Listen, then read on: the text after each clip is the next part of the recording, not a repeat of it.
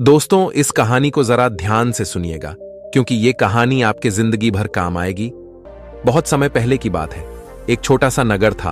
उस नगर में एक बहुत ही धनी सेठ रहा करता था। उस धनवान सेठ के पास कहने को सब कुछ था। किसी चीज की कोई कमी नहीं थी।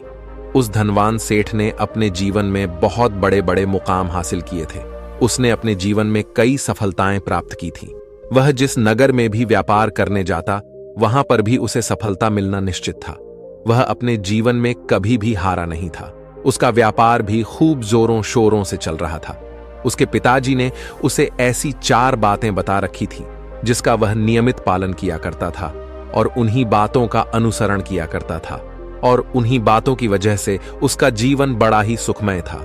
वह जीवन के हर क्षेत्र में सफल था। ऐसे ही काफी समय बीत गया और अब वह धनवान सेठ काफी बूढ़ा हो चुका था। अब उसे लगने लगा था कि मेरी मृत्यु बहुत नजदीक है। मेरी मृत्यु कभी भी हो सकती है। और वह जानता था कि उसका बेटा बहुत भोला है, बहुत नादान है। उसे अभी दुनियादारी की समझ नहीं है। इसलिए उसने अपने बेटे को अपने पास बुलाया और अपने बेटे से कहा, बेटा, मैंने अपने पिताजी से 4 बातें सीखी थीं और उन्हीं बातों को मैंने अपने जीवन में उतारा। उन्हीं के अनुसरण की वजह से आज मैं अपने जीवन में इतना सफल हूं। अपना जीवन सुखमय पूर्वक बिता रहा हूं। उन्हीं बातों की वजह से आज मैं इतना सुखी हूं, संतुष्ट हूं और इतना धनवान हूं। ना ही कभी मुझे कोई बीमारी हुई और ना ही मुझे कभी कोई धन की कमी हुई।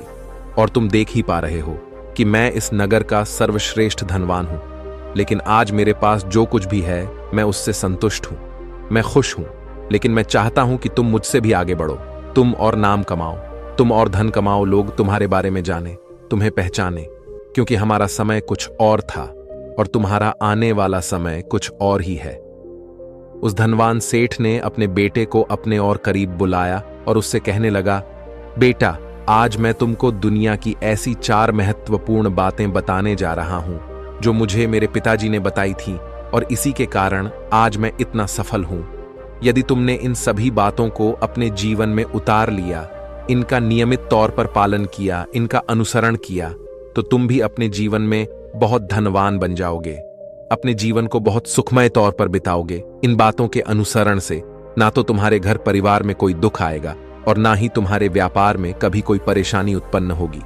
इतना कहकर धनवान सेठ अपने बेटे को 4 बातें बताना शुरू करता है। वह कहता है, बेटा, सबसे पहली बात है काम पर छाव में जाना और छाव में आना। दूसरी बात, अपने घर के चारों तरफ चमड़े की बांध रखना। तीसरी बात, हमेशा खाने को मीठा करके खाना। और चौथी बात, अपनी पत्नी को हमेशा बांध कर रखना। इतना कहकर वह धनवान सेठ अब निश्चिंत हो चुका था। वह यह जानता था कि उसका बेटा बहुत भोला है। वह अपने पिता की बात अवश्य मानेगा और इन सभी 4 बातों को अपने जीवन में उतारे और इनका अनुसरण भी करेगा। देखते ही देखते कुछ महीने बीत गए और फिर एक दिन धनवान सेठ मृत्यु को प्राप्त हो गया। अपने पिता की मृत्यु के बाद उस धनवान सेठ के बेटे ने उन सभी 4 बातों को एक कागज पर लिख लिया ताकि वह उन्हें भूल ना जाए और उन्हीं बातों को वह अपने जीवन में उतारने लगा। उन 4 बातों का अनुसरण करने लगा। सबसे पहली बात जो उसके पिता ने उससे कही थी, छाव में जाना और छाव में आना, तो उसने अपने घर से लेकर अपनी दुकान तक पूरे रास्ते पर एक टेंट लगवा दिया। क्योंकि उसके पास पैसा तो बहुत था और उसे कोई रोकने वाला भी नहीं था। जब भी कोई उससे पूछता कि आखिर तुमने ऐसा क्यों किया, तो वह उसके जवाब में बस इतना ही कहता कि मेरे पिताजी ने मुझसे ऐसा ही करने को कहा है। इसके बाद उसने अपने पिता की अगली बात का अनुसरण किया। उसने अपने घर के दोनों तरफ चमड़े की एक दीवार खड़ी करवा दी। इसे देखकर आसपास के लोग बहुत क्रोधित हो गए। वे लोग उससे झगड़ा करने पर भी उतर आए। कई लोगों ने तो यह तक कह डाला कि आखिर तुमने ऐसा क्यों किया, चमड़े की बाड़ तुमने क्यों खड़ी करवा दी। चमड़े से बहुत बदबू आती है और इससे हमें तकलीफ होती है, इसे आज ही निकलवा दो। लेकिन कोई उसका कुछ भी ना बिगाड़ सका क्योंकि उसके पास बहुत पैसा था। इसलिए कोई भी व्यक्ति उसका ज्यादा समय तक विरोध ना कर सका और उसने भी मन बना लिया था कि वह अपने पिता की सभी बातों को पूरे दिल से मानेगा। उसके पिता ने उसे तीसरी बात कही थी, खाने को मीठा करके खाना, जिस कारण वह अपनी पत्नी से हर रोज खाने में कुछ मीठा ही बनवा आता था। कभी सेवियांज, कभी हलवा, तो कभी मिठाइयां। हमेशा यही सब खाता रहता। और उसके पिता ने उसे चौथी बात कही थी, अपनी पत्नी को हमेशा बांध कर रखना। जिस कारण वह हर रोज अपनी पत्नी को रस्सी से बांध कर रखता था। ऐसे ही कई दिन बीत गए और देखते ही देखते अब वह सेठ के बेटे का जीवन धीरे धीरे बर्बाद होने लगा था, क्योंकि उसने अपने पिता की सभी बातों का गलत मतलब निकाला था और वह उसी के अनुसार उनका पालन कर रहा था। देखते देखते उसका उतना बड़ा व्यापार अब ठप होने लगा था। उसके यहां पर ग्राहकों की संख्या कम होने लगी थी, क्योंकि जब उसका मन करता तब वह दुकान जाया करता और जब उसका मन करता तो वह दुकान से वापस घर लौट आता। उसका अपने पिताजी के इस कारोबार में मन नहीं लगता था। इस कारण उसके सारे ग्राहक अब उससे नाराज होने लगे थे। उसके सारे ग्राहक अब एक एक करके उस दुकान को छोड़ते चले जा रहे थे। इस तरह उसका पूरा व्यापार अब ठप हो चुका था। जिस व्यापार को खड़ा करने में उसके पिताजी ने खून पसीना एक कर दिया था, उस व्यापार को उसने कुछ ही महीनों में पूरी तरह से बर्बाद कर दिया था। अब उसका धंधा बहुत कम हो चुका था, जिस कारण वह बहुत परेशान रहता था, वह बहुत चिंतित रहता था। और इसके साथ ही उसने अपने घर के चारों तरफ चमड़े की दीवार खड़ी करवाई थी। उस कारण आसपास पर बहुत गंदी बदबू फैल चुकी थी। इसलिए जो भी उसके आसपास रहते थे उन सभी ने वह घर छोड़कर कहीं और पर अपना बसेरा बसा लिया। चमड़े की बदबू के कारण अब उसके घर में भी कोई नहीं आता था। यहां तक कि उसके मित्र और रिश्तेदार भी उस घर में आने से कतराते थे। लेकिन अब भी उसे समझ नहीं आ रहा था कि आखिर यह सब हो क्यों रहा है। वह बहुत परेशान रहने लगा था और वह हमेशा मीठा भोजन किया करता था, जिस कारण उसका वजन बहुत ज्यादा बढ़ चुका था। और इस मोटापे के कारण उसके शरीर में ना जाने कितनी सारी बीमारियों ने अपना घर बना लिया था। आए दिन उसके घर पर वेद आने लगे थे। इन्हीं कारणों से अब उसका पैसा भी इन चीजों में बर्बाद होने लगा था। और अपने पिता की चौथी बात उसने मानी थी, वह थी अपनी पत्नी को बांध कर रखता, जिसकी वजह से उसकी पत्नी उससे नाराज हो गई और वह घर छोड़कर अपने मायके लौट गई। उसने अपनी पत्नी को मनाने की कोशिश की, तरह तरह के उपाय किए, लेकिन उसकी पत्नी नहीं मानी। और वैसे भी कोई भी स्त्री ऐसे मर्द के साथ क्यों रहना चाहेगी जो उसे बेवजह ही बेबात पर बांध कर रखता हो। देखते देखते अब वह सेठ के बेटे का पूरा जीवन बर्बाद हो चुका था। ना तो अब उसके पास व्यापार बचा था, ना ही धन, ना ही उसकी पत्नी और ना ही वह रिश्तेदार जो पैसों के लिए उसके आसपास घूमा करते थे। और तो और अब उसका स्वास्थ्य भी ठीक नहीं रहता था, जिस कारण वह बहुत चिंतित रहने लगा था, बहुत परेशान रहने लगा था। उसे यह सब समझ ही नहीं आ रहा था, क्या हो रहा है और क्यों हो रहा है। इन सभी बातों को लेकर तो बहुत परेशान रहता और वह मन ही मन अपने पिताजी को कोसा करता और कहता, पिताजी, आपने तो मेरा पूरा जीवन बर्बाद कर दिया। आपकी उन 4 बातों के कारण आज मुझसे मेरा सब कुछ छिन चुका है। ना तो मेरे पास व्यापार रहा, ना ही धन दौलत, ना ही वह रिश्तेदार, ना ही मेरी पत्नी, और यहां तक कि मेरे स्वास्थ्य ने भी मेरा साथ छोड़ दिया है। आप ही के कारण आज मेरा पूरा जीवन बर्बाद हो चुका है। यदि मैंने आपकी वह 4 बातें ना मानी होती, यदि मैंने उन्हें अपने जीवन में ना उतारा होता, तो आज मैं एक सुखमय जीवन जी रहा होता। आपकी इन 4 बातों पर चलकर मुझे क्या मिला? मैंने एक आज्ञाकारी बेटे की तरह आपकी सारी बातें भली भांति मानी, उन पर यकीन किया, उनका अनुसरण किया। लेकिन मैं ही मूर्ख था जो मैंने आपकी उन बातों पर आंख बंद करके यकीन कर लिया। इतना कहकर वह फूट फूट कर रोने लगा। तभी उसे एक दिन पता चला कि उसके पास के नगर में एक साधु आए हुए हैं और वह साधु सभी की समस्याओं का हल बताते हैं। चाहे कैसी भी समस्या हो, वह उसका निवारण अवश्य करते हैं। यह सुनकर उसने सोचा कि चलो एक बार मिलकर देखता हूं, हो सकता है कि मेरी भी समस्या का समाधान मुझे मिल जाए। इस आशा के साथ वह उन साधु के पास पहुंचा। वहां पहुंचकर सीधा उनके चरणों में जा गिरा और जोर जोर से रोने लगा। वह कहने लगा, हे गुरुवर, अब आप ही मुझे बचा सकते हैं। मेरे पिताजी ने तो मेरा पूरा जीवन बर्बाद करके रख दिया। आज मेरी जो भी स्थिति है वह सब मेरे पिताजी के कारण ही है। मेरे पिताजी ने मुझे जैसा कहा मैंने वैसा ही किया। हमेशा एक अच्छे बेटे की तरह उनकी सारी बातें मानी, अपने सारे फर्ज निभाए। और देखिए मेरे पिताजी ने मेरे साथ क्या किया। मरते मरते भी वह मुझे गलत बात सिखा गए और उसका खामियाजा मुझे आज भुगतना पड़ रहा है, क्योंकि मैंने उनकी सभी बातों को अपने जीवन में उतारा, उनका अनुसरण किया। और देखिए आज मेरे साथ क्या हो गया। मेरा तो पूरा जीवन ही बर्बाद हो गया। मैं अब तक यह नहीं समझ पाया कि मेरे पिताजी ने मेरे साथ ऐसा क्यों किया। क्या मैंने उनके साथ कुछ गलत किया था? इतना कहकर वह उन साधु के सामने और भी जोर जोर से रोने लगा।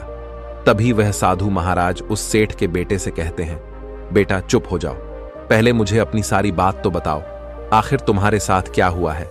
तुम इस तरह से क्यों रो रहे हो? तुम्हारी इस परेशानी का क्या कारण है?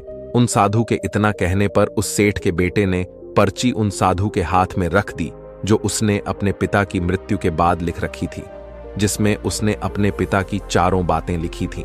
उन साधु ने पर्ची ली और उसे पढ़ने लगे, और उन्होंने जैसे ही वह पढ़ा तो वह जोर जोर से हंसने लगे, और वह उस सेठ के बेटे से कहते हैं, तुम कितने बड़े मूर्ख हो। तुम्हारे पिता ने तो तुम्हें दुनिया का सारा ज्ञान दे दिया, लेकिन तुम उसे समझ नहीं पाए, तुम उसका सही तरह से पालन नहीं कर पाए, और कहते हो कि तुम्हारे पिता ने तुम्हें गलत राह दिखाई है, तुमने गलत संदेश दिया है। तुम्हारे पिताजी तो तुम्हारी परीक्षा ले रहे थे कि तुम उनकी बातों को समझ पाते हो या नहीं, तुम उनकी बातों का सही मतलब निकाल पाते हो या नहीं। यदि वह चाहते तो इसका मतलब तुम्हें अच्छी तरह से बता सकते थे, लेकिन वह चाहते थे कि तुम इन बातों का मतलब खुद से जानो, खुद से समझो कि इन बातों का क्या अर्थ है। लेकिन अब तो ऐसा प्रतीत होता है कि मानो तुम्हारी बुद्धि बिल्कुल भ्रष्ट हो चुकी है। तुमसे बड़ा मूर्ख मैंने आज तक नहीं देखा। जिसके पास दुनिया का इतना बड़ा ज्ञान हो, वह भला इतनी बड़ी मूर्खता कैसे कर सकता है? तुम्हारे पास कोई ज्ञान नहीं है, तुमने कोई भी ज्ञान अर्जित ही नहीं किया। अगर तुम इन बातों का सही मतलब समझ चुके होते तो तुम भी अपने जीवन में अपने पिता की तरह ही सफल होते, खुश होते, और तुम्हारा जीवन सुखमय तरह से बीत रहा होता। लेकिन तुम इतने बड़े मूर्ख हो कि तुमने अपने पिता की बातों का गलत मतलब निकाल लिया। उन बातों के मतलब के बारे में तुमने सोचा तक नहीं। उन्होंने जैसा कहा तुमने वैसा करना शुरू कर दिया। यदि तुम्हें उन बातों का अर्थ नहीं पता चल रहा था तो तुम किसी ज्ञानी से मिल सकते थे, तुम उससे उस बात का मतलब निकाल लेते।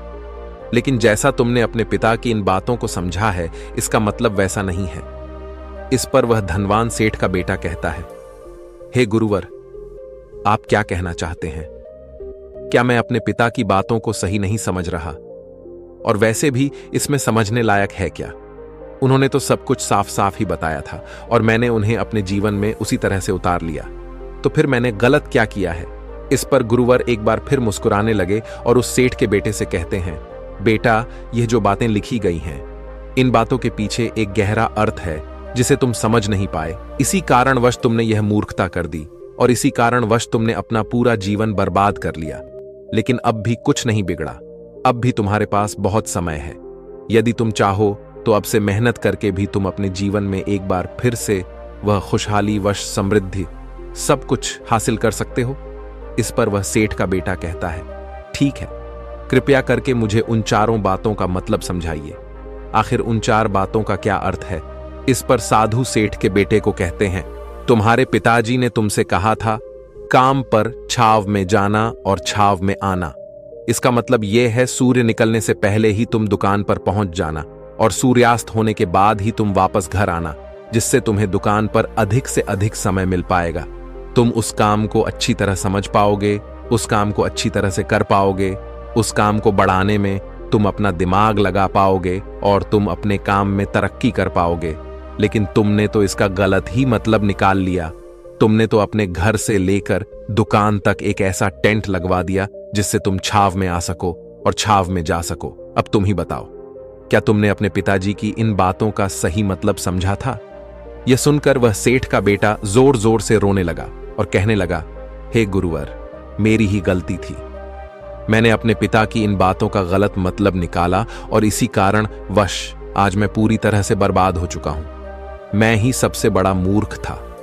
मेरे पिताजी ने तो मुझे इतना महत्वपूर्ण ज्ञान दिया, लेकिन मैं उस हीरे को पत्थर समझ बैठा।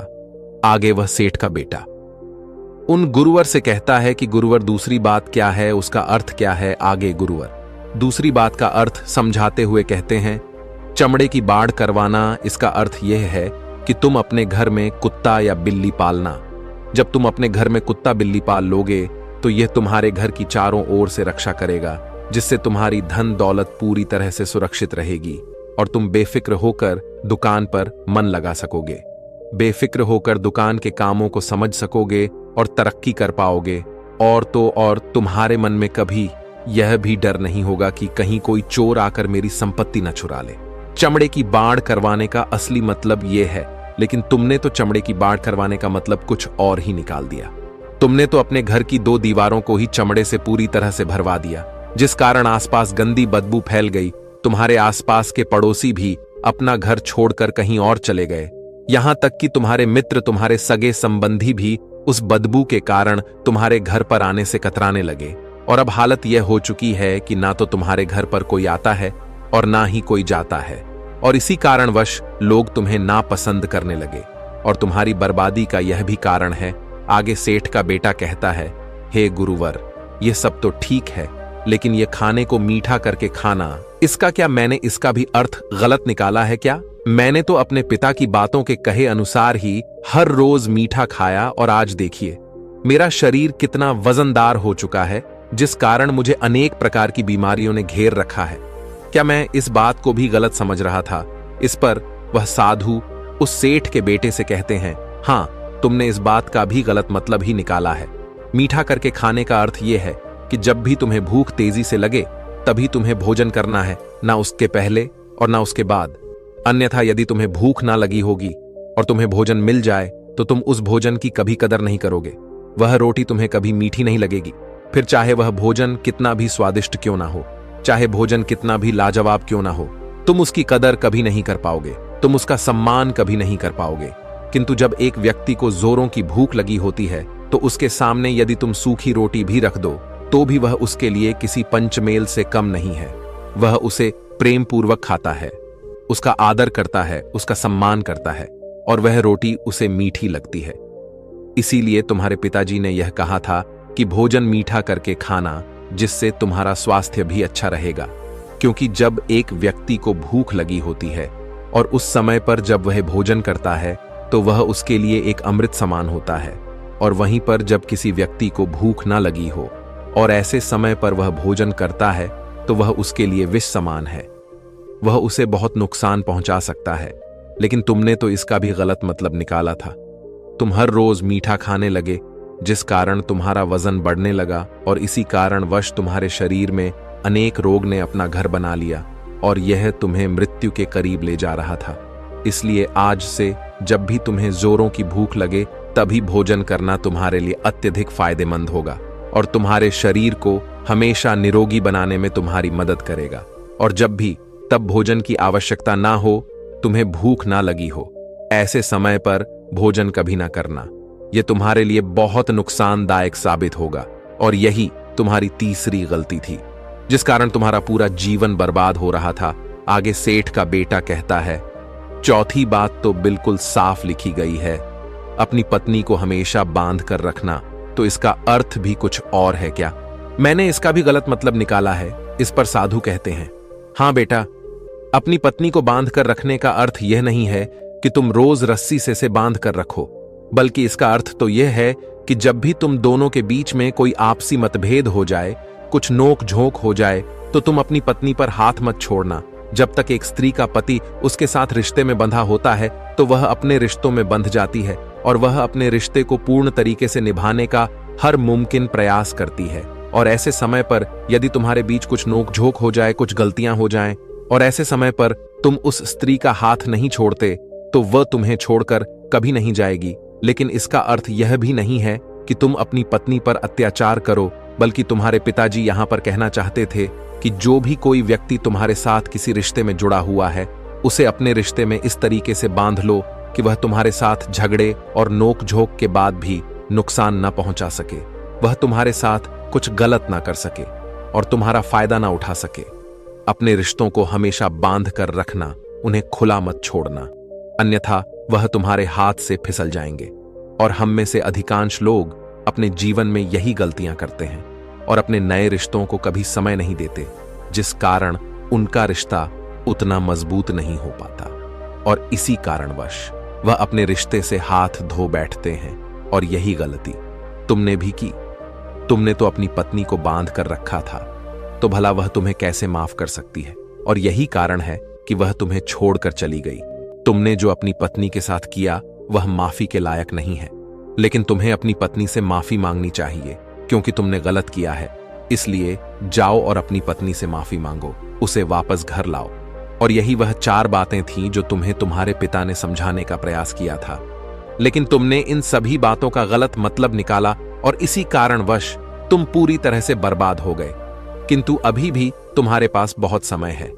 यदि तुम्हारा फायदा ना उठाए और हमेशा एक अच्छा और स्वस्थ भोजन करना जब तुम्हें भूख लगी हो, ताकि तुम्हें जो भी सांसें मिली हैं तुम उसे खुशी खुशी जी सको। और अपने रिश्तों को हमेशा बांध कर रखना, उन्हें खुला मत छोड़ना, अन्यथा वह तुम्हारे हाथ से फिसल जाएंगे। और अपने घर में अवश्य ही कुत्ते या बिल्ली को जरूर पालना, ताकि तुम्हारा धन हमेशा सुरक्षित रहे। इन सभी बातों का अपने जीवन में अनुसरण करने के बाद तुम अपने जीवन में सब कुछ एक बार फिर पा सकते हो जो तुमने आज तक खोया है। और हो सकता है कि तुम इससे भी अधिक उन्नति कर पाओ, इससे भी अधिक समृद्धि पा सको, अपने जीवन को खुशहाल और सुखमय बना सके। इतना कहकर वह साधु शांत हो गए और सेठ का बेटा भी अपनी सभी गलतियों को समझ चुका था। उसने उन गुरु को प्रणाम किया और वापस अपने घर लौट गया। उसने उन सभी 4 बातों को अपने जीवन में उतारा, उनका सही सही अनुसरण किया। उसके बाद से उसके जीवन में सकारात्मक प्रभाव दिखने लगे। वह एक बार फिर से अपने व्यापार को खड़ा करने में सफल रहा। वह एक बार फिर से अपनी पत्नी को घर लाने में सफल रहा और देखते ही देखते उसका जीवन सुखमय और आनंदमय हो गया था। तो दोस्तों, मुझे उम्मीद है कि आपको यह आज कहानी पसंद आई होगी और आपने इससे कुछ सीखा होगा। कहानी के बारे में अपने विचार आप